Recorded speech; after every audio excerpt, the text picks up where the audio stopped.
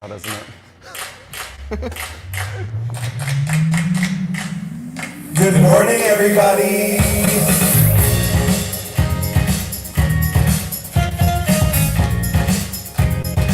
Wake up, wake up in Provincetown. This week featuring Wake up, wake up.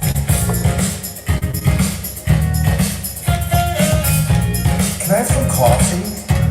Wake up, wake up. Make it strong, please. Hey! Oh! Hey!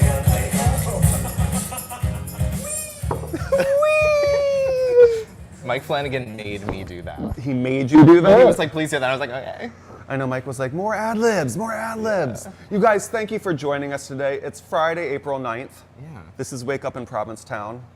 We're almost at 52 episodes. Really? Not almost. Like, we're a couple months away, but like that's closer that's closer than I thought we'd ever get, you know? Listen. Also, thanks again to Mike Flanagan for that amazing intro song. Thank you to Mark and Jonathan and everybody that helped us get this far. Yeah. We're having so much fun doing this. I hope you guys are having as much fun as we are. I hope you're as wired from coffee as I am right now. I'm wired. I'm jacked up. I'm cutting down on coffee. Why would you do that? We're about to go into the busy season. We go back to work in 3 weeks. That's the whole thing. I want to not have 800 milligrams of caffeine every morning just to get out of bed. Is 800 bad? Is that a lot? That's a lot. I mean, like a cup of Dunkin' Donuts coffee probably has like 150 milligrams. A cup? Yeah, like a medium. But whoever drinks that much? I always get this at Dunkin' Donuts. Okay, so you're having 250. I'm having 800. I don't know how much is in here, but I love it. It looks really strong, so probably a lot. So anyway, how was your week, Bob? My week was great. Well, first of all, you guys, we have to tell you we have a great show for you today. Our new town manager is here, Alex Morse, on day 5 in his new job. And we have a lot of questions for him. We'll be grilling him shortly. The tough ones first. Like, why didn't you accept my friend request, Alex Morse? That's the hardest question that I have. I don't know what you came up with. Great.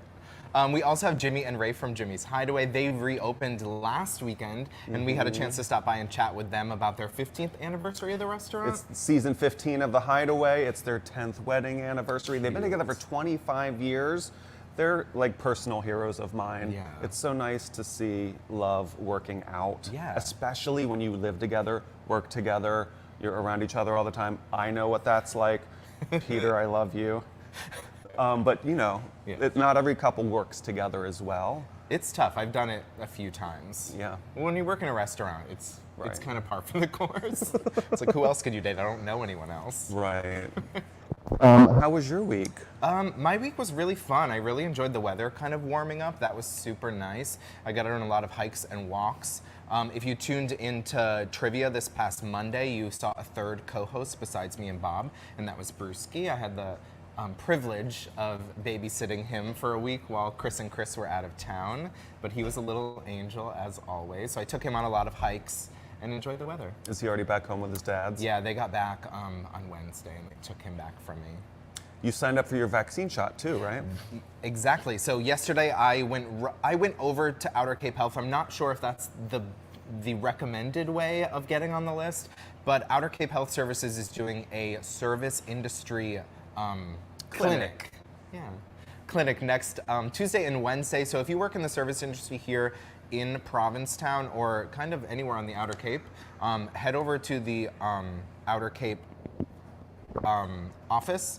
You can also call. I had a little difficulty, but I'm sure you'll hopefully have better luck than I will. You can get on that list, and I think they're giving Johnson & Johnson vaccines both Tuesday and Wednesday. I think it's very important. It's, we're kind of the front line restaurant workers. We probably interact with the most people more than anyone else in town, and also definitely the most maskless people. Absolutely. And you don't have to be a Massachusetts resident, you just have to be a Massachusetts worker.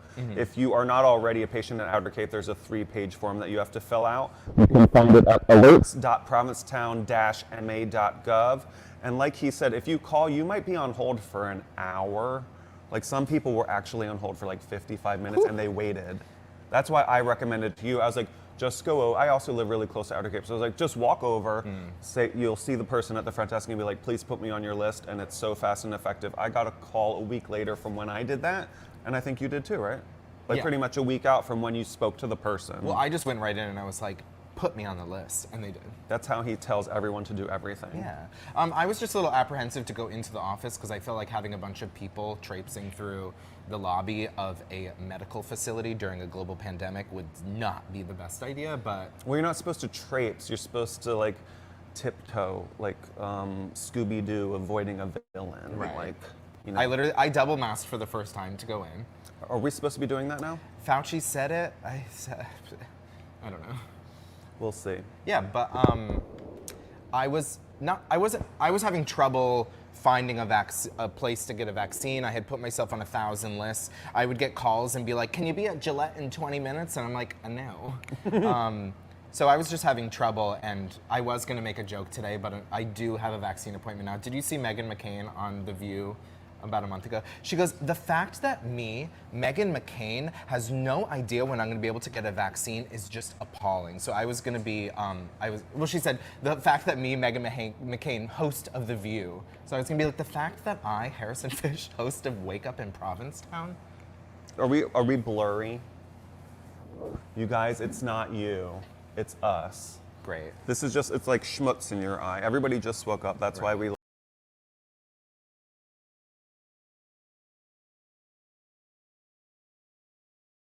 dying of COVID, and I'm revisiting a lot of like the books I was reading, the shows I was watching. And I found this thing that like, so my friend Christine knows how much I love the original Jurassic Park, and specifically the big game hunter, the Australian dude with the short shorts. And she had this artist do a drawing of the guy. I don't know if you can see that, but it's the guy from Jurassic Park.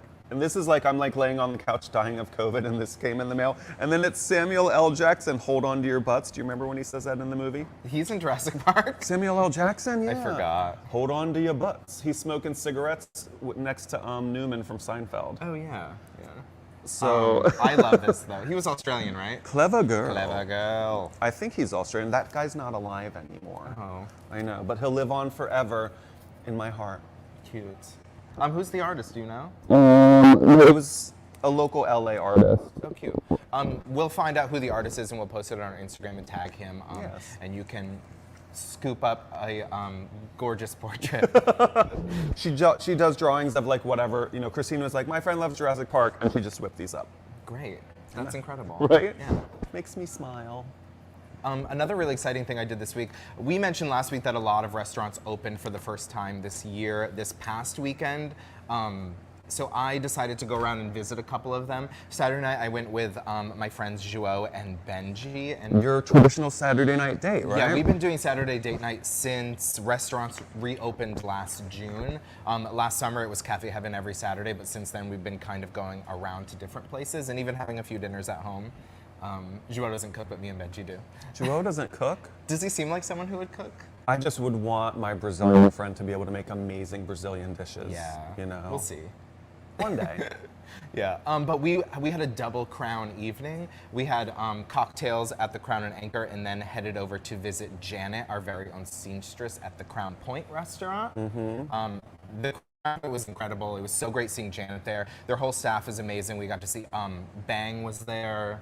So it was nice seeing a lot of familiar faces around. We Did you check out their upgraded patio?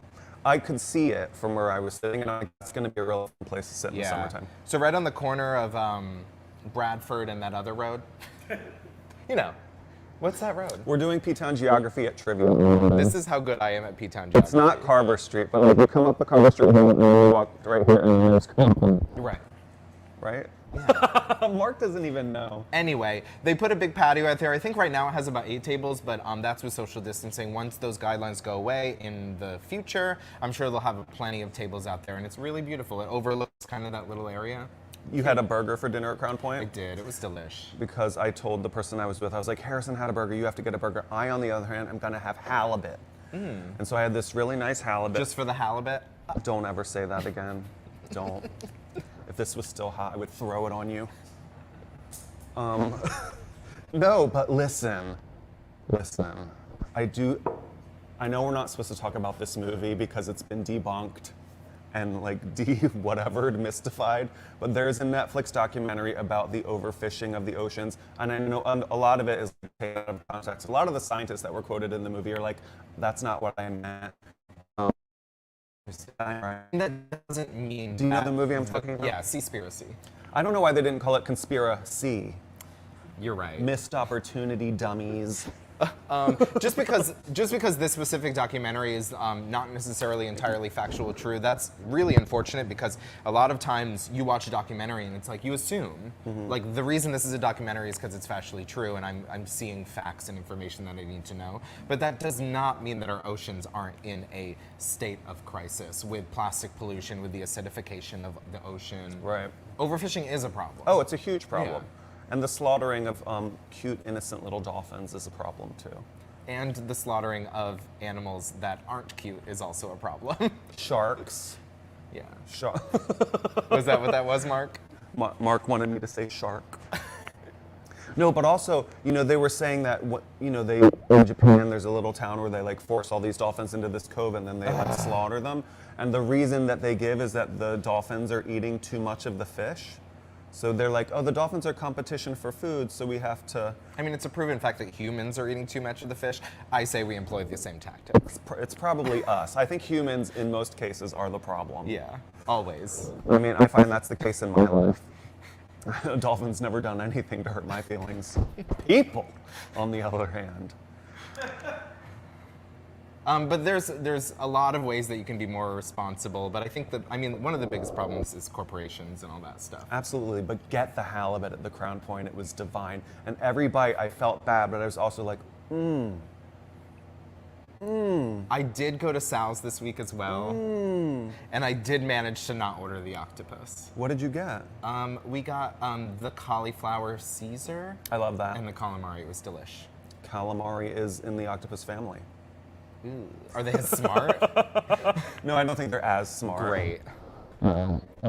See, octopus is so smart that even after it's been killed, when you're eating it at Sal's, it's looking at you and thinking about what you're doing to it. Afterlife. Great. That movie's going to win an Oscar, though, I'm sure of it. Seaspiracy? No, the octopus girlfriend movie. My octopus lover. My ex-octopus girlfriend. Wait, crazy ex-octopus girlfriend? I'm gonna kill you. Coming on the WB this fall. The WB hasn't existed since like 2005. Coming on the WB as soon as you get a time machine. Right.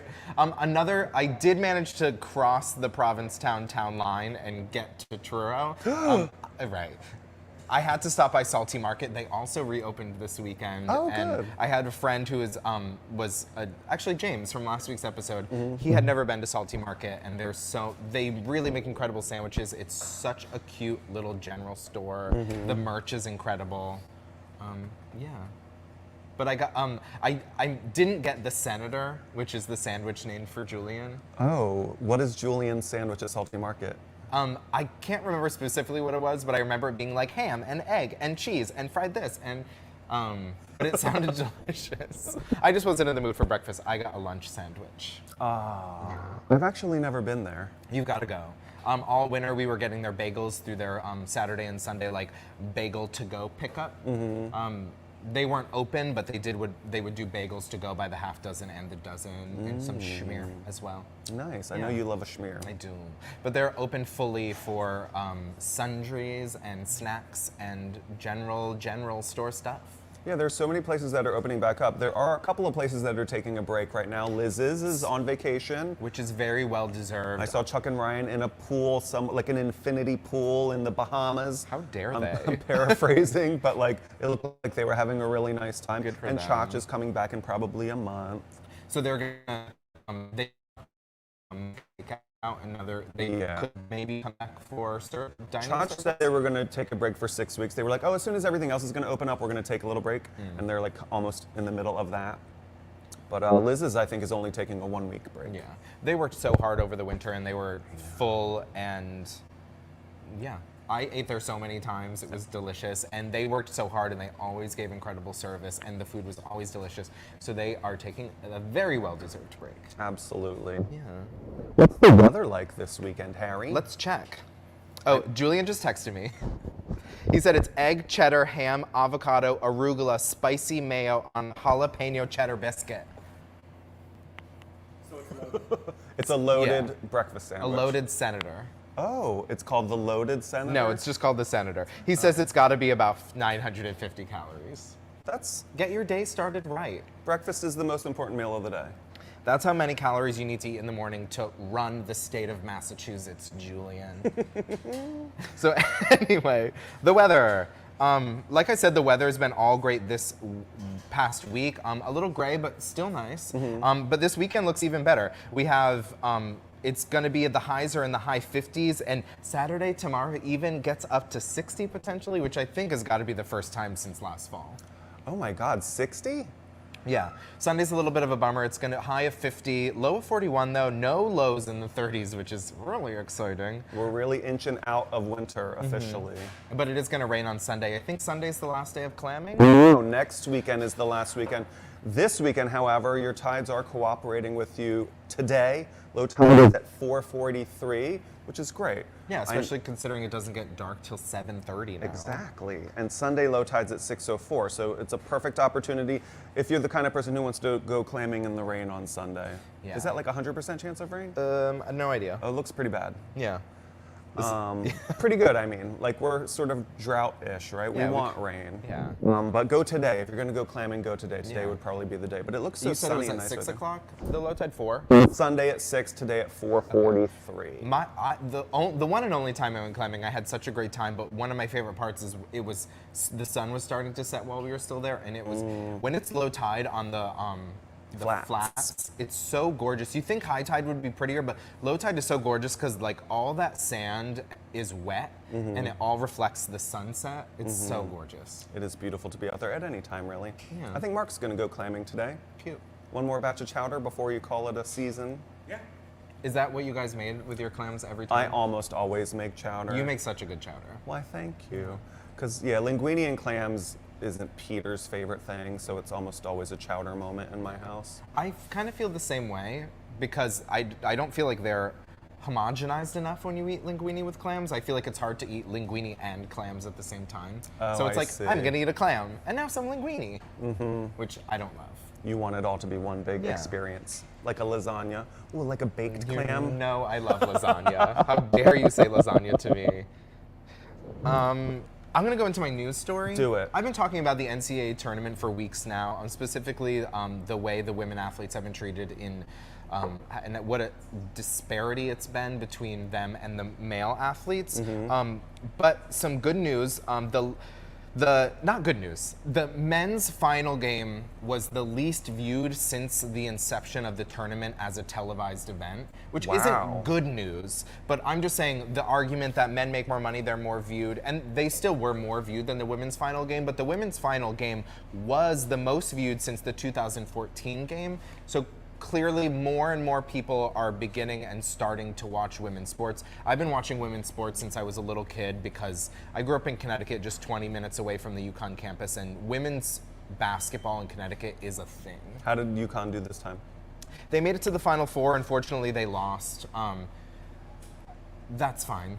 They've won so many times. It's great to let someone else win it. Stanford won.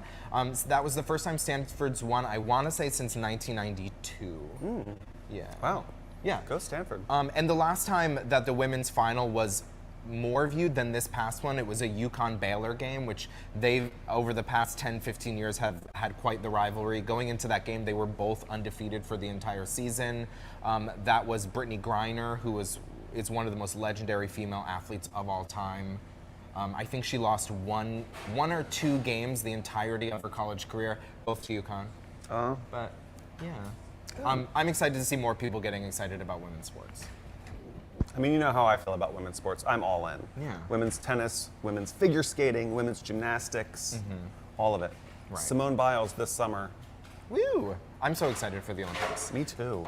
But another thing happening in women's sports and sports in general is there's a lot of states proposing legislation to ban trans athletes from participating in the sports that are against the genders that they were assigned at birth. And I feel like it's trying to solve a problem that doesn't exist simply to further demonize trans people. If you ask any, the point more so is in trans women playing in women's sports. And every woman I know who participates in sports is like, that's not a problem. Women's sports specifically is always about raising women up and being a family and a community and a team. And I don't know a single female athlete who would ever be against that. They have to create problems.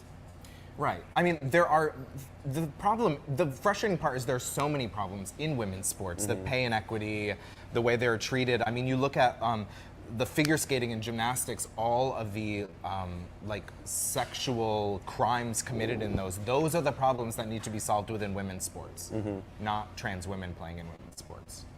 Agreed. Yeah. We'll call that my rant. Oh. I have a rant, but I'm going to do it after we watch this Jimmy and Rafe video. Great. Let's not go there yet. I have a couple more things to talk about. Go for it.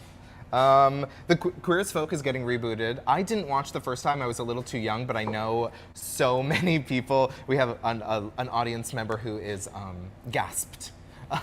It's getting rebooted. I'm excited because as they were talking about the reboot and I was reading the news, I got to know a little more about the show than I knew before. Like I said, I was a little too young to watch it the first time, but every promo image of the show that they were using, I was like, I'm noticing something all of these actors have in common. What?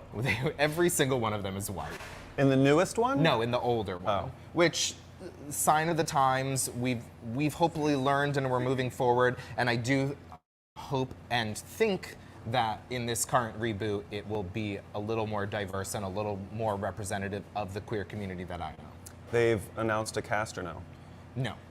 I think it just is like, we're going to do it. They just said that. I think it's going to be on Peacock, which is NBC's streaming channel. A lot of people are wary because something they liked about the first one is the amount of nudity in it, which I do feel like is important when you're trying to tell queer stories, to leave nudity and sex out of it. I feel like isn't a full picture. Yes. Right. But people are wary because it's NBC's, but we'll see. I'm excited. I didn't watch it the first 2 times. I'm probably not going to watch this one. Was it 2 times, or was it like a British version and American version? Yeah. Okay. Yeah. Great. Yeah. So neither time you watched. Neither time. Let's watch this time. I don't know. I see enough like gay people in my own personal life. Right. I love watching the queer stories that are being told on television to get mad about them. I think so. When the American one came out like 20 years ago, I was like a snooty 20-year-old, and I was like, they're just showing the most salacious aspects of our community. I refuse to endorse this. Oh. You know. Well, that which, was in retrospect, is stupid. Now I'm like, I missed all of that gay sex on TV. right. Well, I mean, Could have learned a thing or two. that was like when I watched Looking, and in like the first episode or two, this like 30-year-old gay man was like, "What's an enema?" I'm like, get out of here. Like, what? What 30-year-old gay man living in San Francisco has no idea what an enema is? Get out. Can I say enema on morning television? Yes. Anyway. Another really exciting thing that happened this week, we touched on Lil Nas X's new controversial music video that was released a couple weeks ago, and excitingly, it went #1 this week. Debuted at #1. Yeah. He tweeted shortly after that he hopes all his haters are sad, he hopes they're crying, he wants their tears to fill his Grammy cup. Good luck. I live for it. I know, just in time for Easter, the Satan shoes and the #1 single, All About Gay The Sex. Satan shoes are no longer a thing. They're not? No. Did they sell out? The company that was producing them is like a weird, it's Mischief, but like shortened with no vowels or something weird like that. But they were sued by Nike. Of course they were. Right. But a lot of artists have in the past customized Nikes and resold them. But I think because it was so, everyone was talking about it, they were afraid. Nike sued them because they didn't want Mischief's brand to be associated with Nike. Which is a bummer because I wanted a pair. I hope you saved up. Just to make the haters mad. How much were they? They were like over $1,000 for a pair of Oh, sneakers. I thought they were going to be $666. That's how many pairs they were supposed to make. They probably did make them all. Yeah. Well, no. So I think they're doing a buyback. They're forcing Mischief to do a buyback because I think people have already purchased them. Oh, there's like probably 2 people out there that got them. Now those shoes are worth $1 million. Yeah. Good for you. Because I think it's a voluntary buyback, but I'd be like, no. I lost them. I don't have them anymore. Right. Oops. Exactly. Right. Prince Philip died? He did? Yeah. Oh, I didn't know Prince that. Philip passed away this morning. Today? Yeah. Oh. Right. No, I didn't realize that's why you guys were talking about him. Oh, yeah. I just. He was 99 years old. I think he lived a happy life with Queen Elizabeth. You didn't watch The Crown, did you? I didn't. You need to watch The I know. Crown. I was like never super into it. I caught bits and pieces because I was living with a friend who was watching it. And then when they released this trailer for this past season, I was like, I gotta watch that. The 4th season was remarkable, right? I mean, the whole thing. I think The Crown is amazing television, like start to finish, every episode. The little bits I did watch, what was her name, Claire Foy? I was just like, that is incredible how well she is doing nothing. Do you know what I mean? Like Just like the real queen. Her acting was so reserved and like held back, and it was just so impressive. Yeah. But I mean, I'll give it you'd a learn a watch. lot about Prince Philip if you watched it. I mean, learn a lot of like mostly fictitious, Right. semi-truthful, but great TV. Yeah. Yeah, and they spend a fortune on it. Like, Oh yeah. They it's- have to. Yeah, that show costs like hundreds of millions of dollars. Yeah, just that one room they're always in. Awesome. Oh, so our condolences to the royal family. British people? I don't know. Meghan. Meghan. You know Meghan's tap dancing out there. Stop. Bob, the Queen is gonna cancel us Oh. We're Right. gonna have Olivia Colman on the show soon. soon. Olivia, if you're watching. Now can we watch the Jimmy and Rafe let's video? take it away to Jimmy and Rafe. You guys, we had so much fun sitting and talking with Jimmy and Rafe in the Hideaway.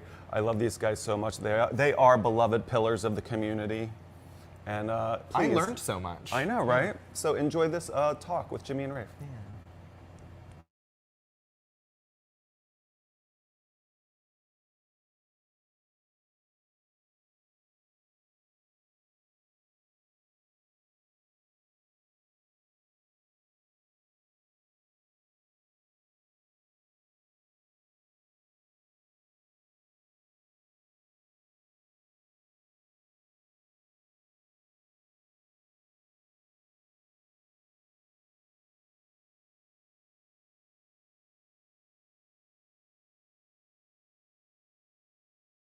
Good morning, everyone.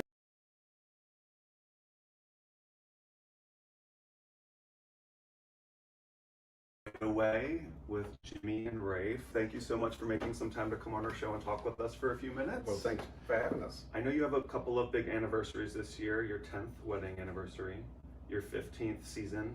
And cheers. Cheers to that. Cheers. Cheers. We'll get to those in a Cheers. second. Cheers. Cheers.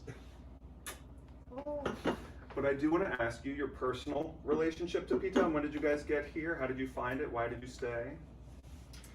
So I got here in 1995. I had moved from Laguna Beach, California, and with a partner of 13 years. And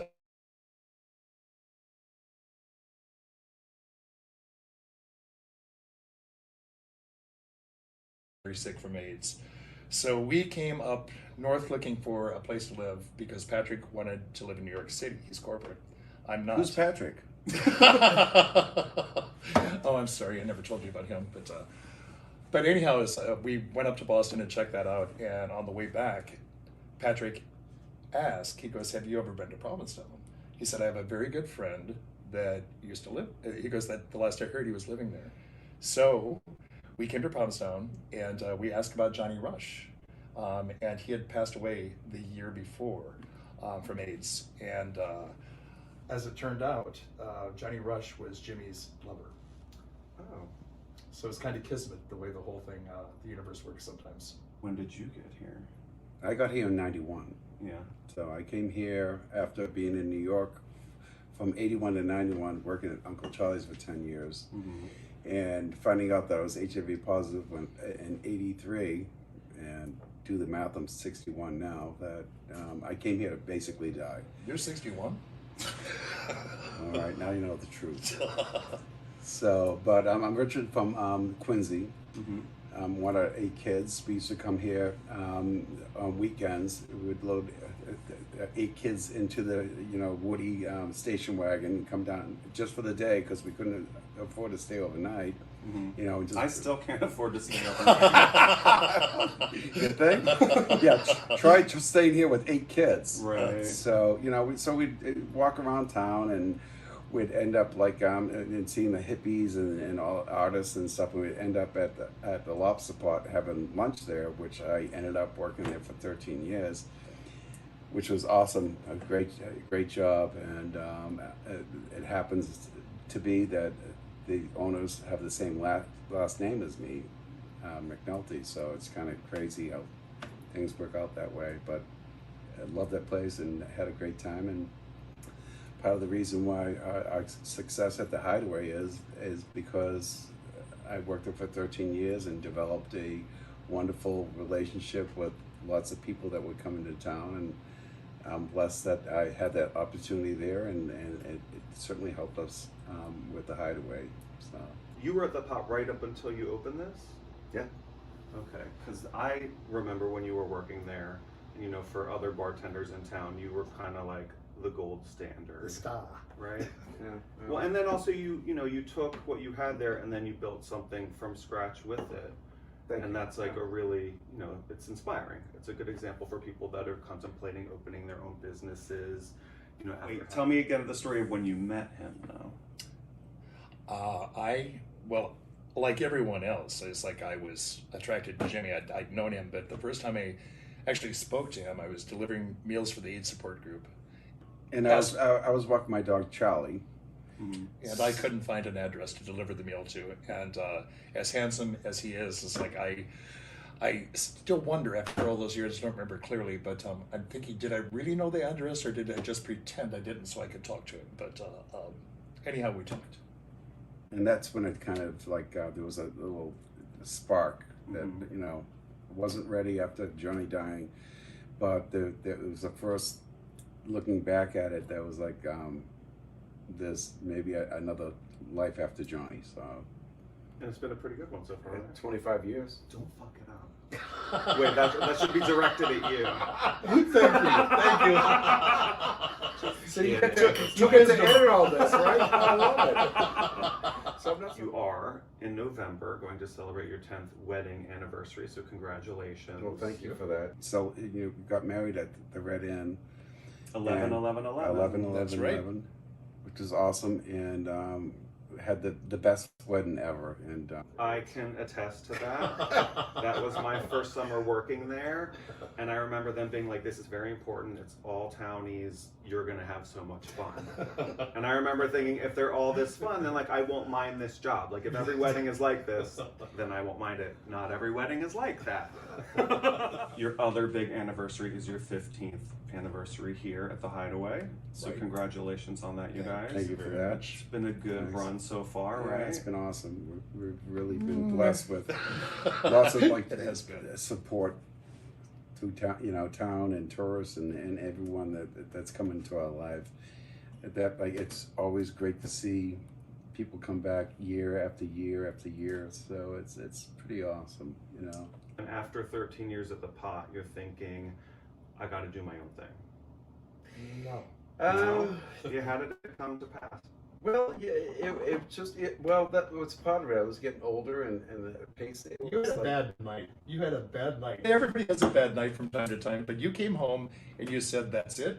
We're getting our own restaurant." And I started laughing to myself because I was mad and thinking, we're not rich guys. There is no way in hell that we can buy a restaurant. So at that time I was doing interior design and I was working for Marianne Powers, who was a realtor. Marianne had said she goes. I said, yeah, Jimmy wants to buy his own restaurant, and I go like, we could do that. She goes, you know what? She goes, that Szechuan restaurant it's been on the market forever. My boss, she was a realtor as well, said I'll give this thing away. I'm done with it. It was such a wreck. It was a dump. And she said, I think you guys can do it. You bought your house so many years ago. I think you have enough equity to buy that restaurant. And I was amazed. I was like, are you serious? My mother, a Midwesterner, came to look at it as most Midwesterners are. They're stoic. And I'd never seen my mother cry. She came in here after we bought it, and she burst into tears. And she goes, get out of this. You've got to get out of this. And I said, Mom, you're forgetting one important thing. We're the gays, and we can make anything pretty. And she started laughing. She goes, yeah, I guess. Do you have anybody on your staff now that has been with you since the beginning? Almost everyone. Almost everyone, yeah. It feels like that. Yeah. And three of our servers have had their own restaurants. We have the most incredible staff in the world. It's like I don't mean to get choked up. It's like, but they're amazing, and they're a big part of our success. Yeah, and we're family, which everyone says you're family and stuff, but you are. It's such a it just happens, especially after 15 years and you've been with each other for so long. You just getting along like family, fighting like family. Fighting like Correct. family. Yeah, Yeah, I feel that. yeah. So last summer, like a lot of people, you were lucky enough to have some seats outside. You're gonna do the patio again this year, yeah? Yep. Yeah, we were so fortunate because the town allowed us to do that, and we're very grateful. Having the patio, it was so great, Bob. People loved it. Jimmy did a great landscaping job. It's right on the water, and yeah, we're grateful and looking forward to doing it again this year. Yeah, I think the town's letting us all do it again, Yeah. right? They are. Thank you. Yeah, and also hopefully we'll be able to keep it. It's a resort town. If you have the space to have outdoor dining, why wouldn't you? Right. This is wonderful. I think it's advantageous to the town to have this kind of seating, and I hope they allow us to keep it. I think they will. And everyone else. And that has everyone it too, else. yeah. Absolutely. Cool. Well, thank you guys so much for your time, and have a great season, and I'll see you very soon. I think we You all have a will, great so that's season as well. awesome. Thank Yeah. you. You're welcome. Thank you. And we'll see you guys all soon. Thanks for having us. Thanks. Thank you.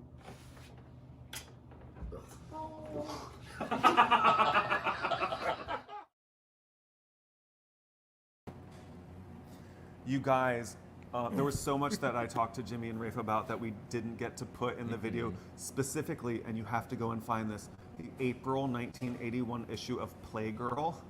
I looked it up on Amazon. It has Jack Nicholson on the front and it has Rafe on the inside. I wasn't positive. I was like, I'm pretty sure he said April 1981, but I wasn't sure. But there is a copy available on Amazon that I'm gonna try and get. And Jimmy auditioned for Baywatch. There is an audition tape out there somewhere of Jimmy running around in a red swimsuit, and we're gonna try and find that too. Yeah, our first thought was that he was just gonna be like someone on Baywatch, but like he was gonna be David Hasselhoff. I know, he was like, I was testing for the day, because I was like, you would be best friends with David Hasselhoff right now. And he was like, no, I would have been that person. And I was like, what? Eating cheeseburgers off the floor. Huge in Germany. Oh my God. I know, I'd be like, you'd be a pop star to this day in Germany. Great.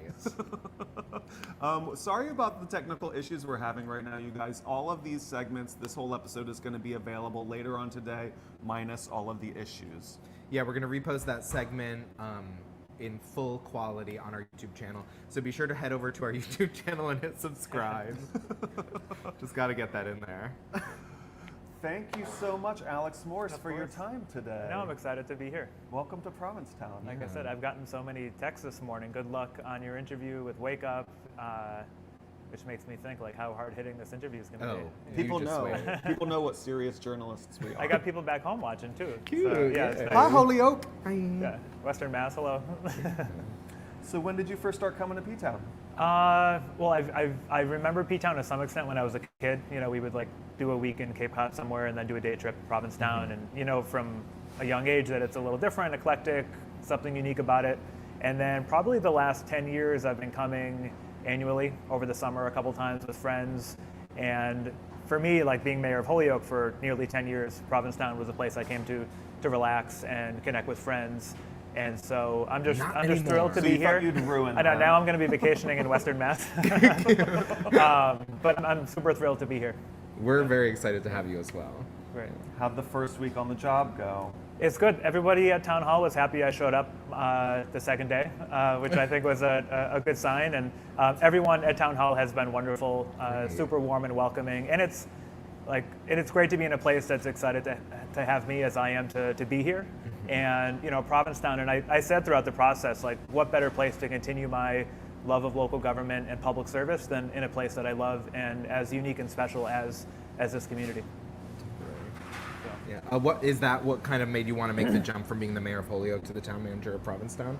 Yeah, I mean, to be honest, I wasn't quite sure what I wanted to do. I had my campaign last year, ended in September, and then I wasn't sure what I wanted to do next. And so it was a really restorative several months for me. I got my dog Oliver, which we can talk about. Yeah. Sorry, I didn't bring him this morning.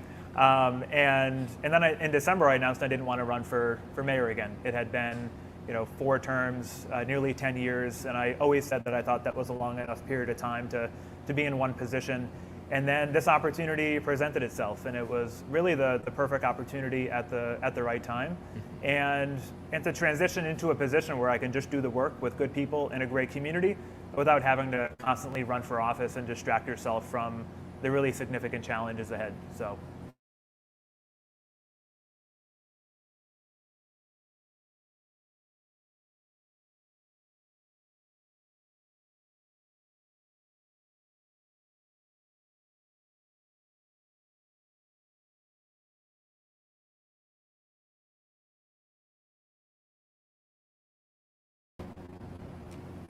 We're back, and we're back.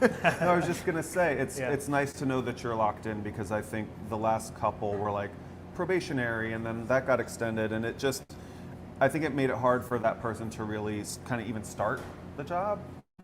Well, yeah, I mean, so in the contract there is a 6-month probation, but I think the select board has confidence, and I have confidence we're going to work well together. It's been great getting to know them and watching them.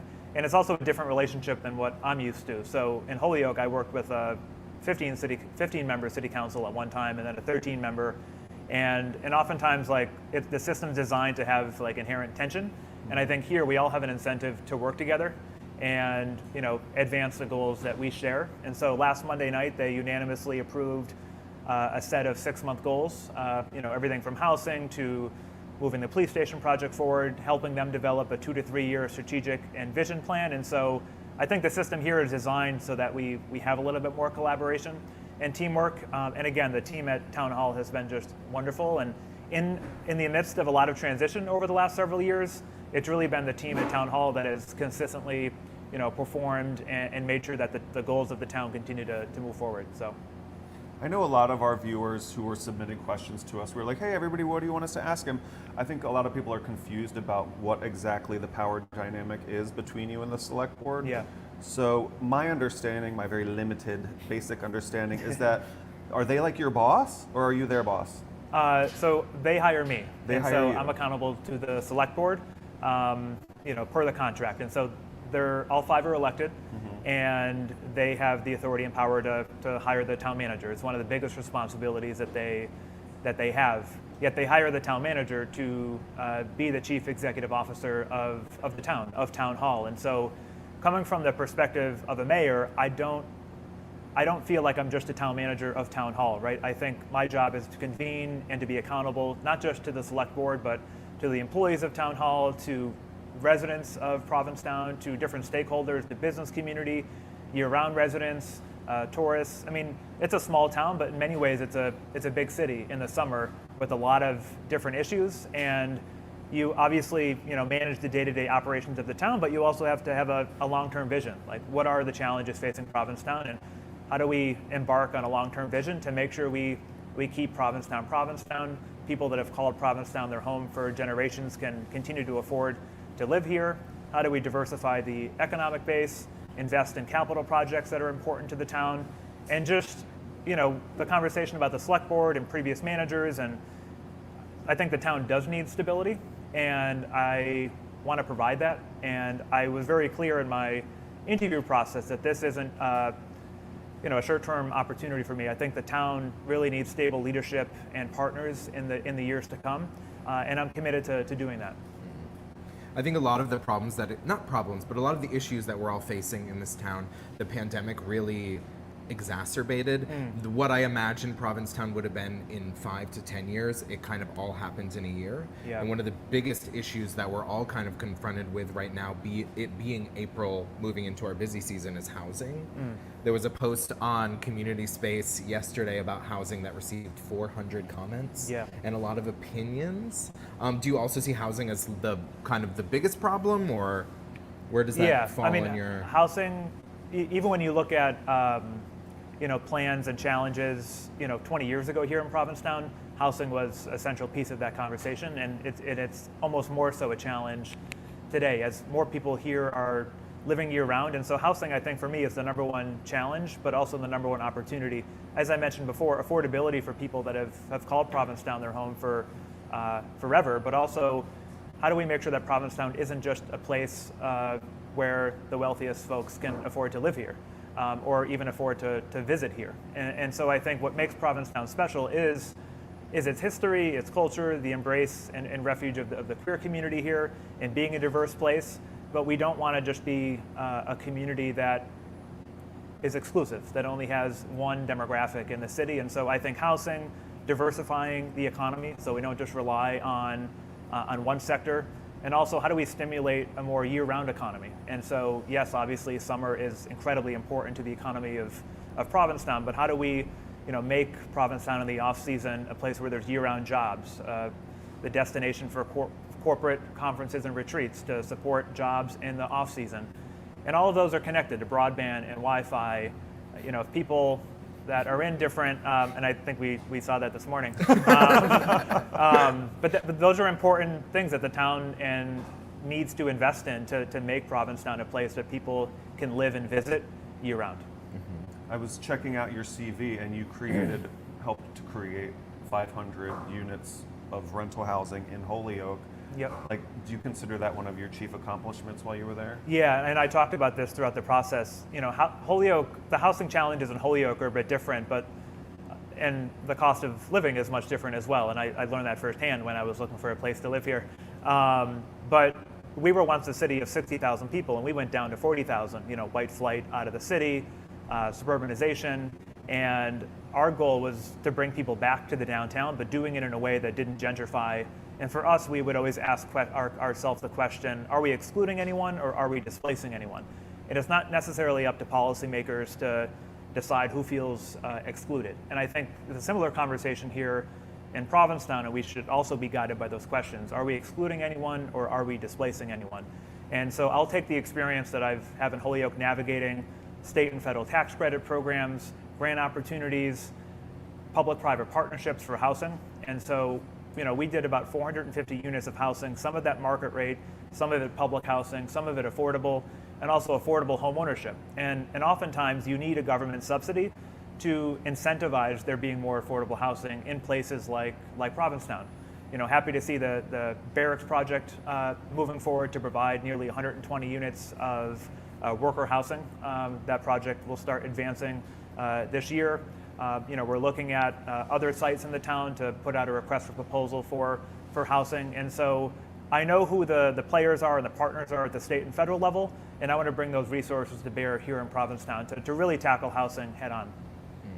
I think one of the biggest issues in Provincetown is there's so many different angles and so many different, we touched upon it a little, Oriana brought it up when we talked about, when we were talking with her a few weeks ago, is there's affordable housing in town, but there's a big gap between people who qualify for affordable housing, and then, because once you get over a certain income, you're thrown into the regular market, and there's a gap of probably I would say about $100,000 income where you are no longer able to access affordable housing, but you're put off from being able to afford something in the larger the buying market. So that's kind of one of the biggest issues in town. Crushing of the middle class. Yeah. In other words. Perfect. And there has to be kind of steps, because there's affordable housing that has income restrictions, and then, there's workforce housing as well, which for me always means, the average worker median income, that they may not qualify for quote unquote affordable housing, but worker housing, the incentives and percentages of area median income are typically a little bit different or higher. And that's where, government can come in. I mean, government cannot or should not have to do everything on its own, and that's why public-private partnerships are necessary. What amount of government subsidy or tax credit or long-term financing could help bring those monthly rents down closer to affordable for those that wouldn't traditionally qualify for affordability restrictions? And I should know the answer to this, but I don't. I know that there's a short-term rental tax that was applied to Airbnb type things to help generate a little, not to dissuade people from renting that way. Is there a tax credit if you are a landlord and you choose to rent year-round? Do you know? I don't know. I don't believe there is. There should be. And that's another concern. There's been, I mean, the real estate market has exploded really over the last year, like post-COVID. And what we're also seeing to some extent is, places that were inns being bought and turned into single-family homes, right? And so that's another concern. If we want to continue to support, people living here and visiting here in the summer, there may be less and less opportunities for people to do that. Right. And when you think about the bars and the restaurants and the entertainment and everything that makes Provincetown, that's where I think about long term. In 10 or 15 years, we want to make sure that we still have those qualities and characteristics that make Provincetown a special place. Do you know all of the Michigas involving the VFW site? Yes, to some extent. I've done some research. That was yeah. day one. Yeah, there's like a few. This. No, there's like a few issues in town where I've had to do some research, and I've been listening in on select board meetings and reading old news and articles about the history of sites because I want to know what am I getting into and what have been the previous conversations and back and forth to make sure we can chart a path forward. And I know I'm coming in to a community that is very active, and I think this is a very participatory government and democracy, which I appreciate. I will be clear that I'm not going to govern by Facebook. I think it's important that we build together a collective vision. We build consensus. We're never going to agree on every topic, and I think my responsibility and the responsibility of the select board is if we make a particular decision, explaining to the public why we think that decision is in the best interests of the public with the data and facts that we collect. And I think sometimes what I've seen in Provincetown is, people get to town meeting and they don't quite understand how a decision got to that point. And so we need to be as transparent and specific as possible with the public because people want to know, how did you come to that conclusion? And you're not going to get buy-in from the public if they feel this perceived lack of transparency or information to reach that conclusion. Yeah, it's one of those things where every single problem, once it's addressed, that action causes a ripple effect to everything else. And I feel like it's important to remember that an action in one issue doesn't override another. Like a lot of people are like, we can't do housing because we need a new police station. It's like there is opportunity to do both. Yeah, this isn't an either or proposition. Bottom line, we need a new police station in Provincetown. And so my hope is that over the next several months, we'll have a new proposal ready this fall. And so we already brought the OPM and designer firm back on. We're also going to be assessing the needs of the fire department. And so that needs to move forward. And so even where the police station is now, that could be converted into housing or a mixed use development, depending on what the conclusions are with the fire department needs assessment.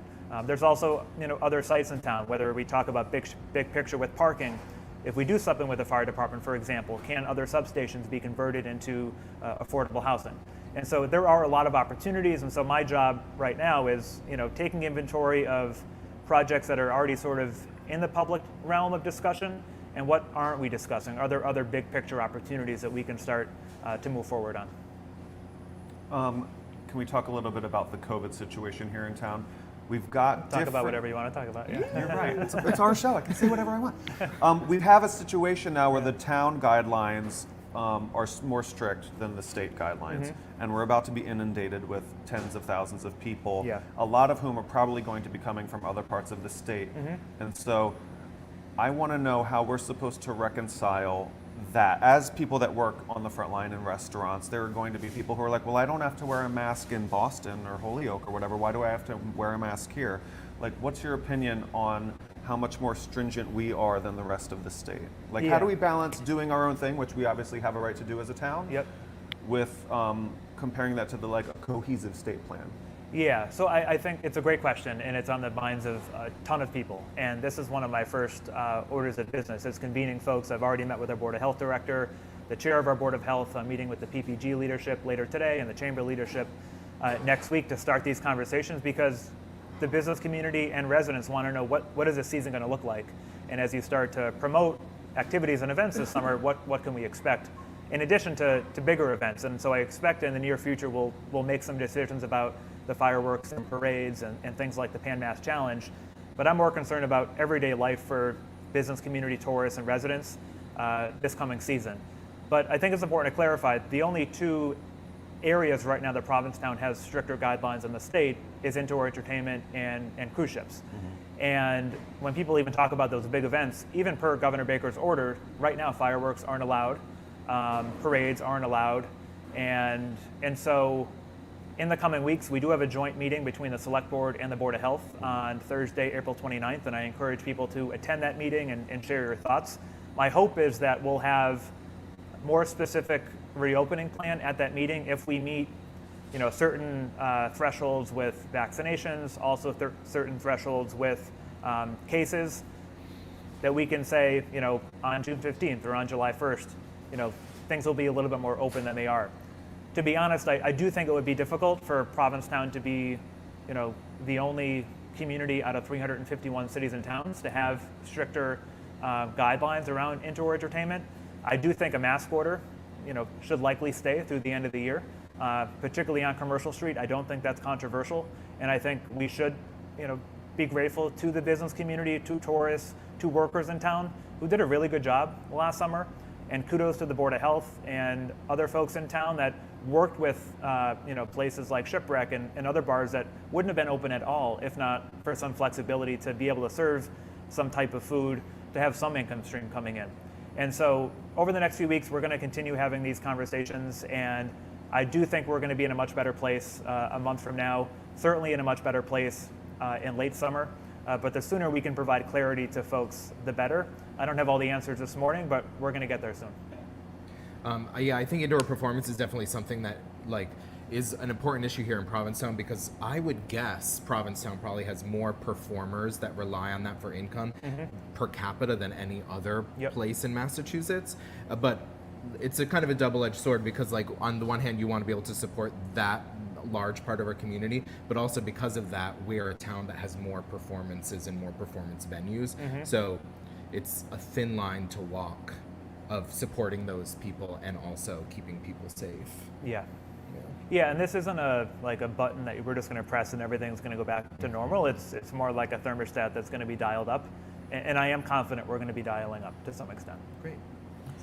I did reach out to one of your predecessors, David Panagore, just to be like, hey, what advice would you give to Alex Morse stepping into your old shoes? And David said, make sure that you have friends outside of the government. He was like, everybody's only going to want to talk about town to you.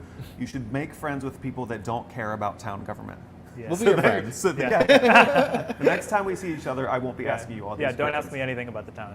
Let's talk about Oliver and other things. What kind of dog is he? So he's a golden doodle. He's like the best thing that's happened to me over the last several months. I should have gotten a dog years ago. I had a dog as a kid, but then you forget how much you can love a dog, right? He's actually at training this morning, so he's not with me. I made a decision that he's only 8 months, right? And I've been coming to Provincetown for a long time, and I just feel like every dog is so well trained, and I can't be the town manager walking down Commercial Street. My dog is look at the town manager. His dog can't even control his dog. So he's super lovable. He's like the sweetest dog. He wants to kiss everybody. But he's going to be all of that, and I'll be able to walk him down Commercial without getting dragged around. So excited about that. And to Dave Panagore, he's a great guy, and I think really highly of him. And him and I have had the opportunity to work together to some extent over the years. I think we met a decade ago, and really appreciate his insight and his perspective and his 4 years in town as well, because in a number of transitions, I think he did provide stability for a few years here in town, and want to help continue some of the projects and initiatives he initiated here. But to friends too, I have a few friends coming in today from Western Mass, from Holyoke. Well, my best friend's birthday is tomorrow, so we're getting dinner together, and I've always been incredibly grateful. I have a core group of friends that, and I've had ups and downs over the years being mayor, and when I first became mayor, it was sort of all I did. I was Alex, but I was also the mayor. And I think it's really important to have a personal identity outside of your professional career. And sometimes it's very challenging. And I think it will be in a small town like Provincetown, but it's my family and my friends and also the new friends that I'm sure to meet here in Provincetown that will make sure that I am not just the position that I have signed up for. So. Have you had any opportunity? I know you've been busy with your first week of work and also moving into your new place, but have you had any opportunity to kind of enjoy the little bits of Provincetown that are around? Have you done the bike trail yet? No, I haven't done the bike trail. I mean, I moved in last Friday. I was here the last few weekends, looking at places and doing stuff. But no, I've been at town hall till like the evening, and so this week. Good answer. Yeah. No, honestly, but it's nice to know like you're busy, but you're still by the ocean and you're still in Provincetown, and there is something special just being here in general, which I really appreciate, and I have plenty of time to enjoy everything that Provincetown has to offer, and looking forward to having a little bit of downtime this weekend with friends that are coming to celebrate in town, and everybody in my life is incredibly excited and happy for me, and look forward to Provincetown is a place too where people that from all over the state and all over the country really come to, and so it'll be a really great opportunity to reconnect with people that I haven't seen in quite some time. Well, count us among the people that are very excited for you here. Great. I appreciate it. Yeah, on Thanks behalf so of the Wake Up community, we want to welcome you to town and the Yeah. Provincetown community in general. Yeah, Thanks thank you for having me. being I've been here. looking forward to this. Us too, thank you. My mic fell off. Can Oh. you talk for a minute? His mic fell off. You guys, we want to thank our sponsors, the Adam Howard Studio and Metal Workshop on 3 Bradford Street, as well as Be Well Cannabis Dispensary, where you can get all of your needs met. Yeah. Thanks for waking up in Provincetown. Wherever you are. We'll see you next week or maybe this Monday for trivia at Bruce Clues. Yeah, thanks guys. See you next week.